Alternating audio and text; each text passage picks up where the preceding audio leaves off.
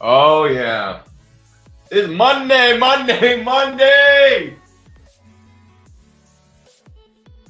I can't believe another week. Here we go. Here we go. This week is a big week. This week is like, I think the weeks just can't get any bigger for me. And they just keep going and going and going. And they keep mounting and growing. So I got some old news, some new news, some exciting news. Most exciting thing I got for you today is Cody Taylor is in the house. This guy has been a Wire Differently fan from jump. He's also a Tom's Donut fan. And I got to tell you, so I started thinking about this series for this week, and I'm like, what can I do a little different? I thought, well, why don't we just feature one of my brands? I mean, I have three strong brands. I have 14 organizations that I run with Heather and my wife and Sam and a lot of great people. And we can't forget Tom's Donuts. So Wire Differently doesn't really talk about Tom's so much, but this week we're going to feature Tom's Donuts. So Tom's Donuts is actually the donut capital of the world. I know a lot of you have heard it. I know a lot of you may have not heard it, but you're going to hear it today. Because this week, I'm going to be featuring some of the best supporters in the world.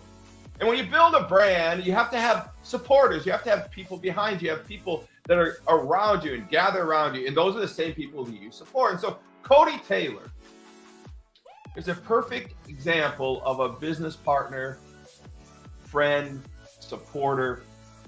And we're going to bring him on in a little bit. But I want to set you up. I want you to understand what's going on. The topic this week is, what's your story? What's your story? What is your story as successionaires and entrepreneurs and friends and supporters of yourselves and other people? I think it's of dire consequence that as you brand yourself and you market yourself, that you realize that there's a story. Even if you've bought a business or you've taken over a business, I mean, you gotta have a story, man.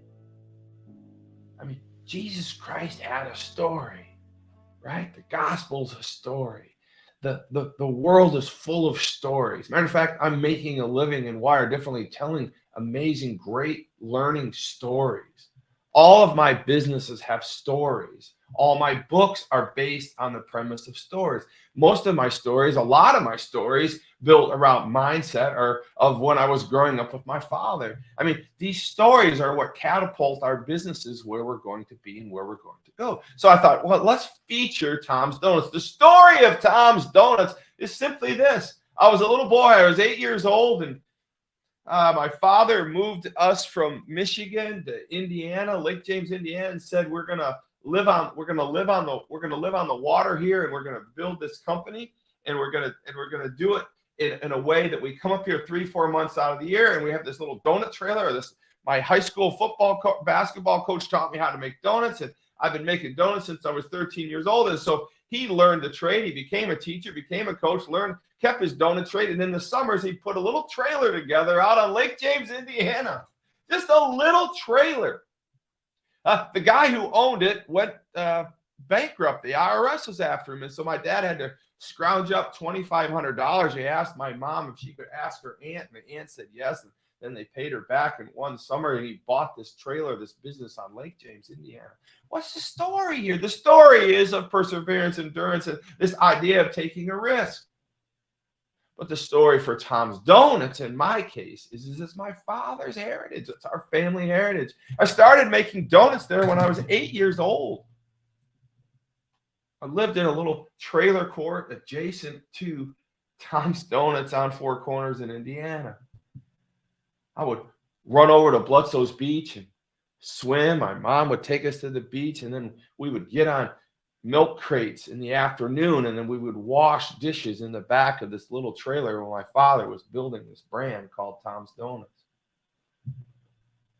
53 years ago now. It's hard to imagine that a little boy of 8 years old could watch a father coach, build donuts, build donut business, and aspire to be the successionaire that we talk about on a regular basis here. I just got to tell you, thank you for all your followers. I mean, I can't believe we've never had this many followers on. So I want to thank Cody Taylor for being here. I want to thank you for listening about what's your story.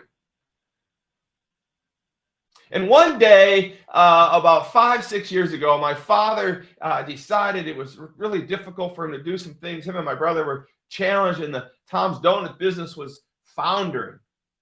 After 50-some years, almost 50 years, the business had been foundering. My father's health wasn't exactly what it used to be. He's something like 80 now. My brother was running so much and doing so many. The business was compromised. It was challenged. And the story was that we either had to let it go or revive it. We revived it. My wife and I bought the assets. We bought the name. We bought everything. And we said, Dad, we're never going to let this name die. My brother, he chipped in like nobody's business. Just amazing, amazing. We rebranded it. We rebuilt it. And about 3 years later, I said, Dad, listen to me.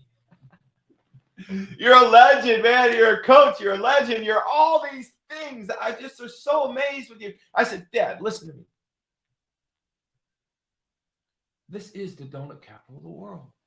You have had the legs, the endurance, the mindset. These lines have lined up here at Lake James forever, regardless of the tattered building and the run-down front and the signs and all. It just kept coming.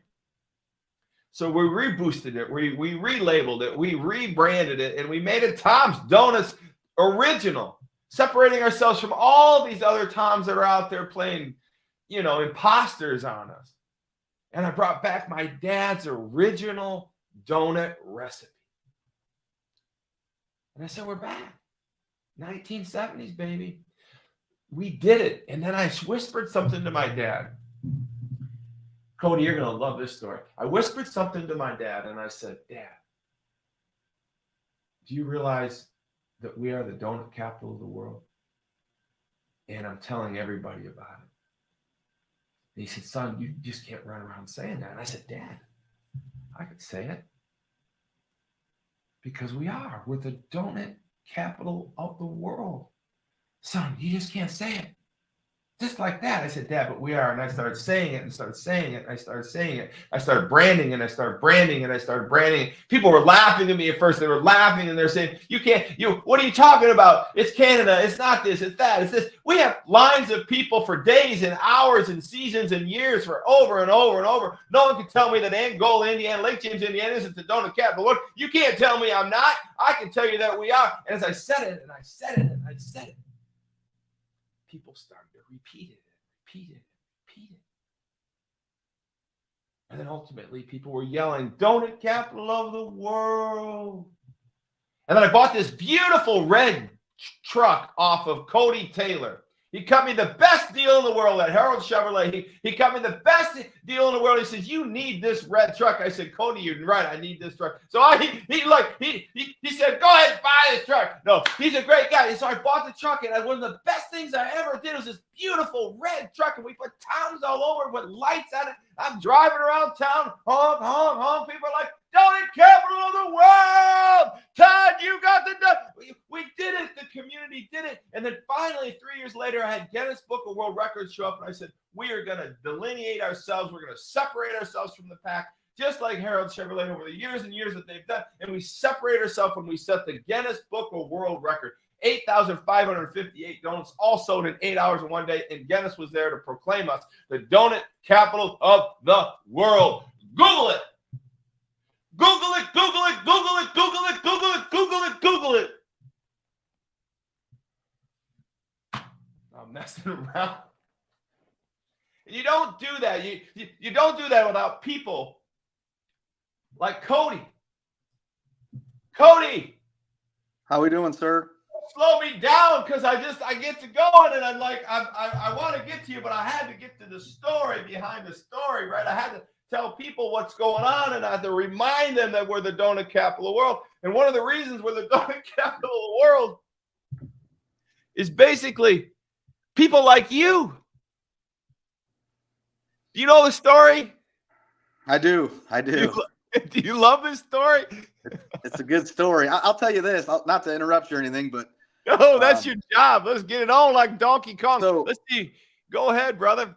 so I teach junior achievement to the high school kids, and one of the things that they call me is the donut guy, because every class I go over and grab 24 donuts and bring them to them. I even asked them at the last class, I said, "What's your favorite thing about the class?" And I even put in the note, "Besides the donuts." The entire class still wrote the donuts.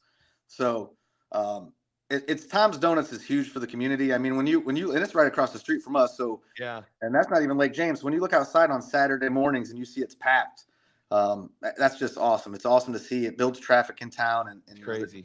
Like you said, this is a good community, and they support local businesses.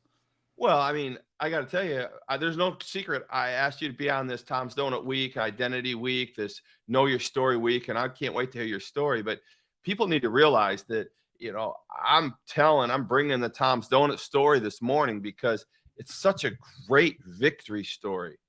And I think the nice thing about it is, I got to tell you, Cody's selling cars, days, hours, just kicking tail and taking names, but it's a more serious brand. Donuts are not, I don't consider, deep down in my business mind, I run it like a serious business, but donuts aren't serious.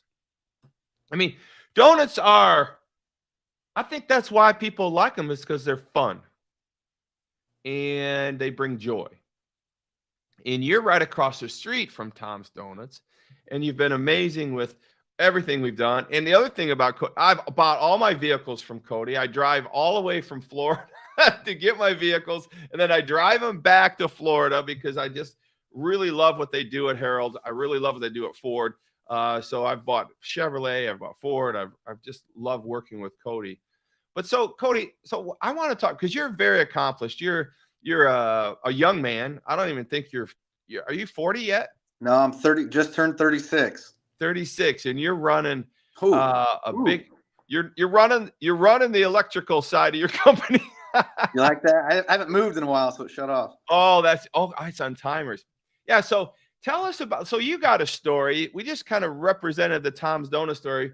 And could you just kind of fill us in, give us a little bit about your rise? And you've been there. Harold's been there 30 plus years, hasn't it? How many years has Harold's been there? Yeah, over 30 years. So give us your story. Like, I want you to teach my entrepreneurs that are watching this round. We got 30 people live right now, and we'll have thousands and thousands of views. And you're a young man. You've ascended. You're on a course to hopefully someday be an owner of your own store or this store or something of that nature. But you're already running, 3 locations for Harold's? So we have 4 stores total. We have 2 Chevys, 2 Fords, and we have Winnebago. We have an RV dealership as well. So 5 total, but 2 different locations. So tell me, as a leader and a general manager of almost 100 people over there, how important is your story? Tell us the Harold story, and tell us about your ascension in Harold's, and tell us just kind of how you leverage that into your life and your business as a leader of that organization. These people are growing their companies, and they want to learn from people like you. So to be honest, I never saw myself as a kid or growing up to be in the car business. I had 3 uncles that worked at General Motors in Ohio. I'd always liked cars, but I never saw myself as a salesperson. So it was kind of just on a whim. I showed up to the dealership 10 years ago. The general manager at the time, we had talked, him and I were just kind of having an informal sit down. And he said, he said, "Where do you see yourself in 5 years?" Really? And I said, "In your seat." And he started, and he started laughing. He says, "Well, I'm going to be here, so that's not going to be possible." So that was just kind of my mindset. I didn't know what I wanted to do. I was still young. I didn't know. So I started selling cars and fell in love with it. Not so much the money side of it, but the relationships that grew from it. I mean, I met some great people when I was selling cars. I always tried to pick their brains a little bit at a time, whether it was on marriage or life or just anything. Wow. Yeah. And so like when I would meet people that say they've been married 50, 60 years, I would always ask, what's the key to your success? And so just little by little, and then I started falling more and more in love with the business.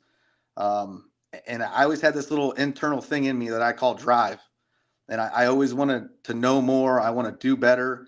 So I started investing in myself. I would pay for myself to take classes. I went and took a finance and insurance class just to gain a little bit more knowledge, not knowing that it would go anywhere. And I just kept being annoying to the general manager. Every time that there was a position open, I said, "Hey, I want that. Hey, I want that." And he'd say, "You're not ready." Next month, I'd come in and I'd say, "Hey, I want that." Finally, he gave me an opportunity, and I just took it and ran. I became the finance manager. I was a finance manager for about 2 years. In that 2 years, I didn't take one day off, not even a day off during the week. I worked 6 days a week, bell to bell. And on Sundays is when I'd come in. I had nobody to bother me. I'd finish up some deals, get a little piece, get ready for the next week, and just kept growing and growing. So I did that for about 2 years, finance manager. And then he gave me the opportunity to be the general sales manager, which oversees the sales side of things. I did that for roughly 2 years. And then I was the general manager at the time had retired. And then it was kind of the perfect timing. So, and not to mention, I have a great staff, all 4 locations. I couldn't do anything as a store without them. Yeah. It's never been about my success as a leader, or I want everybody to succeed. And that's my biggest thing. I want to help people, however that is. I look at our employees as not just, taking care of the customers, but we owe it to our employees and their family. We're responsible for them to make sure that they're being as successful as possible. So sometimes, you hate to have the conversation, but some people need pushed a little bit. I need pushed a little bit. I don't ever act like I know everything about the car business yet. I mean, in the years I've been in the business, I've seen a ton of changes, obviously with COVID-19 and the whole electric vehicle wave that's coming. I'm continuously learning and growing every single day. But yeah, to go back to the beginning, I never saw myself in the car business. I fell into it, fell in love with the business, fell in love with helping people, hearing people's stories. And then just continued to drive in or to dive in more. And yeah, here we are. So, Yeah. So I guess I want to take a few lessons from you, because I think a lot of people are listening out here, and most of my audience we target entrepreneurs, mindset people.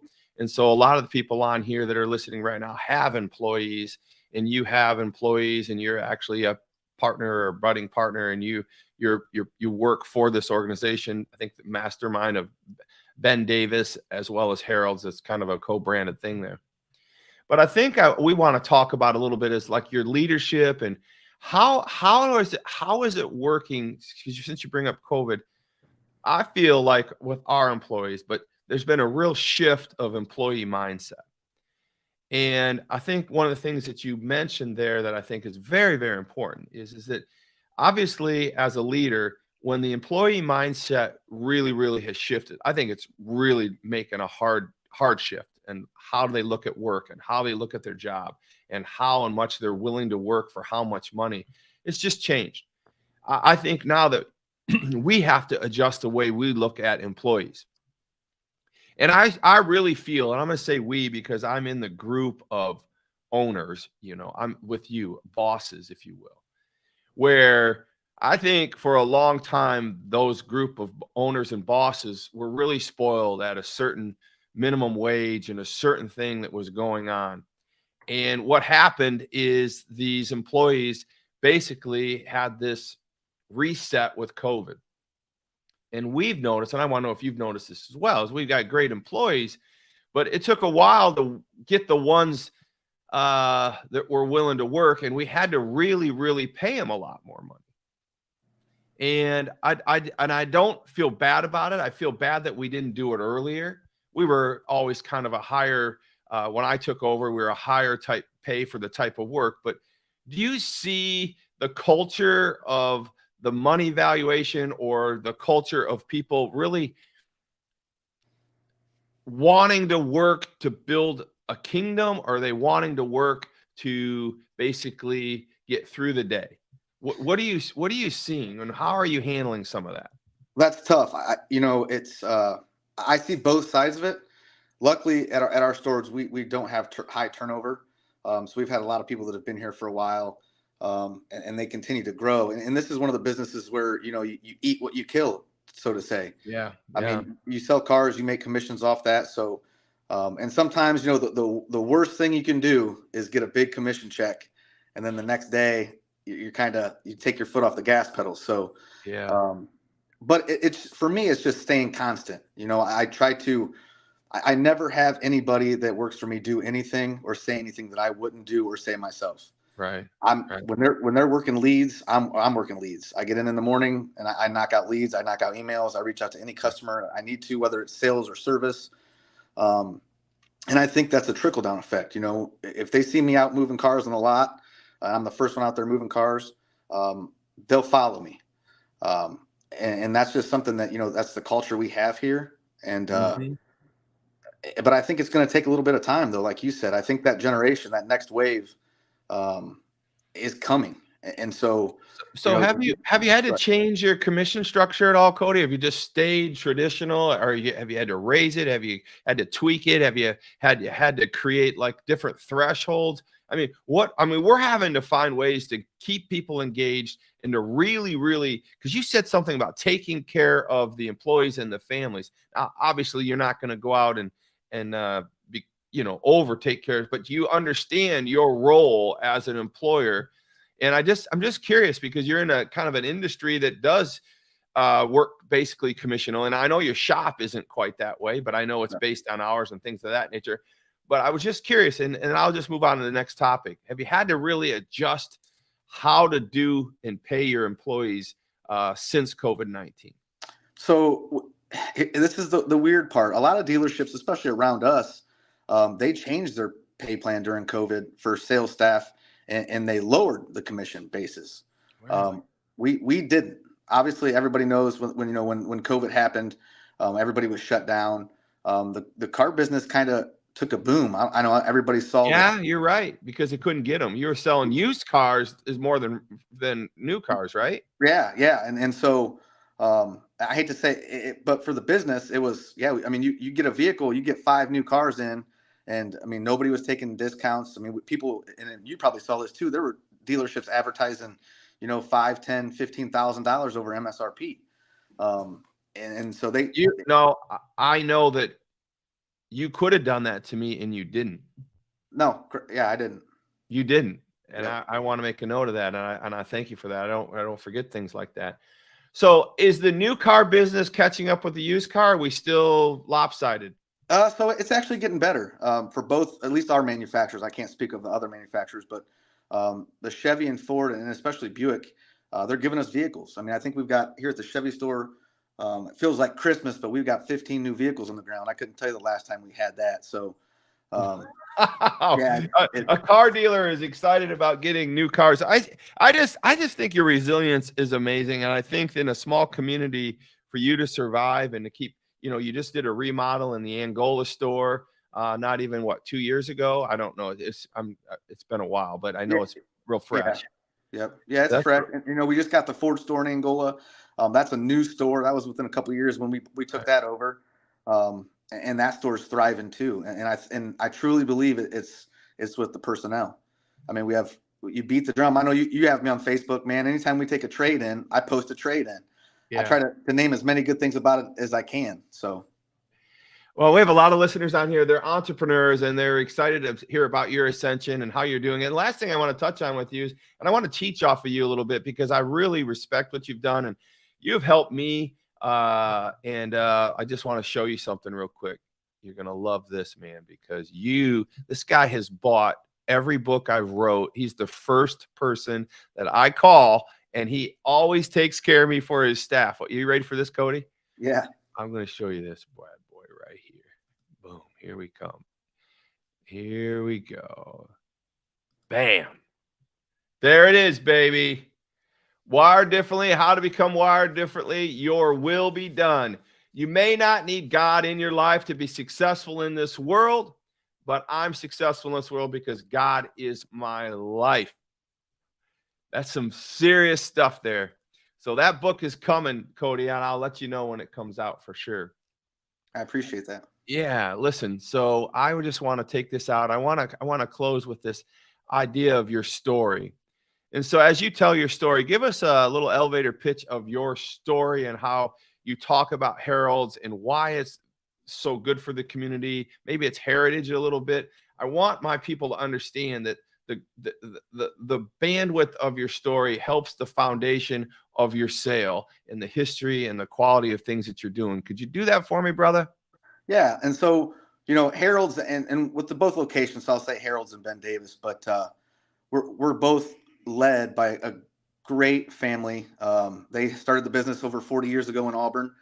It was a father, and then his son took over, and then just the knowledge he has. I mean, anytime I have questions, anytime I need anything, I pick up the phone, I shoot a text, and he allows me to run the stores how I think it'll work. So, but like we touched on the beginning, I didn't see myself in the car business ever growing up, anything. But I fell in love with it, and I fell in love with the people, and I fell in love with just helping people. Buying a vehicle is probably the second biggest purchase you'll ever make in your life, besides maybe buying a house or starting your own business. So, and there's nothing better than seeing the look on somebody's face that maybe they didn't think they could get a vehicle, or that something happened to their vehicle and they need help. And so, yeah, it's to me, every day is new. And this, you lead how many different people? You have 25 people in a room, you've got 25 different personalities. You got 25 different ways to teach, to lead. And some people might not take to the way you're coaching. But, going back to the current wave of staffing, not everybody's can go off that Bobby Knight coaching style. Not everybody, they can't handle being yelled at or criticized or pushed a little bit. So you got to evolve. Luckily in my business, it's an ever evolving world. And one of the things I take pride in is I don't get upset. I'm pretty even keeled. Even when big business decisions are made or need to be made, I try not to do it real quick. I try to ask as many people as possible. I'll pick up the phone, call people that have mentored me, led me as I've grown in this business. And yeah, obviously my goal is to own a store at some point in my life. That's my next goal. That's my driving force every single day. And I'll get there. One day I'll get there. Cody, there's no chance. There's no chance that you're not going to attain the goals you put in front of yourself. I know you that well. And on this Wire Differently broadcast, WDEX, Wire Differently Experience, we are channeling in with the Tom's Donut followers, and they're popping in and popping out. And we're just having a good time, everybody. Thank you so much for tuning in. Cody is amazing. Harold Chevrolet, Harold Ford in Angola, Indiana, is a staunch supporter of Tom's Donuts. And as you know, we are the donut capital of the world. And this Saturday, we're going to have the Donut Eating Championship of the World. Can you imagine the fun we're going to have this weekend? Rock House is going to be there, Cody. We have got the Cornhole Tournament. We got the Donut Eating Championship contest. We got face painting. Mike Conley is going to be there at 8 o'clock on Saturday morning. It's just going to be amazing. What we've done at Tom's Donuts is amazing. And I just want you to know this from a Wire Differently perspective. And Cody knows this, and he's prescribed to the same formulas, is that you got to care. You got to put time in. You got to have a story. And you want to build a brand around a story. You want to build a brand around this idea, this community that you're creating with your followers and your friends. He's built a community. Harold has built a community, almost a timeless community. I know people that still drive from Chicago to buy the cars from Harold just because. So I guess, Cody, you're amazing. You're doing great things as a young man. And I expect you to continue to grow. I expect these followers to kind of check you out if they get a chance. I got people saying, yeah, I buy my cars there. Yeah, bring it, right? We're a team. We're a family. We're a community. We're going to wrap it up today because the donut capital of the world is on the prowl, baby. We got things to do. We're going to let it rip. Potato chip. We're going to bring it on like Donkey Kong. Cody, you are amazing. Thank you so much for sponsoring Tom's Donuts. Thank you for sponsoring. Cody is the lead sponsor of the Donut Capital of the World Donut Olympics this weekend. and he'll be also sponsoring the July events as well. So, Cody, keep doing what you're doing. Keep sharing those donuts to the JA, and I promise you, if you want a chance, I will go on a trip with you, and I'll go to some of these JA events with you when I'm up there. Wouldn't that be fun? That would be awesome. That would be awesome. All right, well, I'm going to be flying back Wednesday. I'm leaving this morning to go to Orlando, my friends, and I'm going to be speaking with none other than Franklin Graham and our national religious broadcasters, the NRB. It's going to be an amazing, amazing thing. I got 2 days there as the correspondent for Salem Media. Can you believe what we're going through here? Remember to be, do, and think differently. Put those things, launch them up. Be like Cody. Walk in one day and say, I want your job. I will make you rich. I want your job. Mentor, mentor, mentor. Go get it. I love you guys. Have a great day. Cody, thank you very much.